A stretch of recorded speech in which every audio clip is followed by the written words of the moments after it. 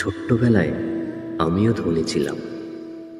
হালকা বৃষ্টি জমে থাকা জলে আমারও ৩-৪টি নৌকা আর জাহাজ জলে ভেসে বেড়াতো।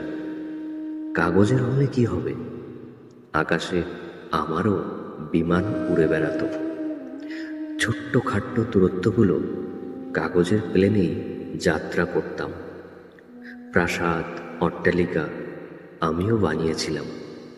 হয়তো সেগুলো মাটি বা পাটকাঠি দিয়ে তৈরি ছিল, কিন্তু একেবারেই সেগুলো আমার নিজস্ব ছিল। ব্যবসা বাণিজ্য আমারও অনেক ছিল।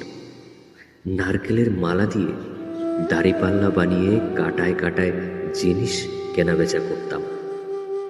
আমিও তখন একজন স্বনামধন্য বিজ্ঞানীও ছিলাম। ফেলে দেওয়া ইঞ্জেকশনের সিরিঞ্জে জল ভরে বিভিন্ন গাছের শাখা প্রশাখায় ইঞ্জেকশন দিয়ে পরীক্ষা নিরীক্ষা করতাম। এখন আর কোথায় পাবো সেই বড়লোকি চাল? শৈশবটাকে বড্ড বেহিসাবি খরচা করে ফেলেছিলাম। আজ তাই আমি ভীষণ গরিব হয়ে গেছি।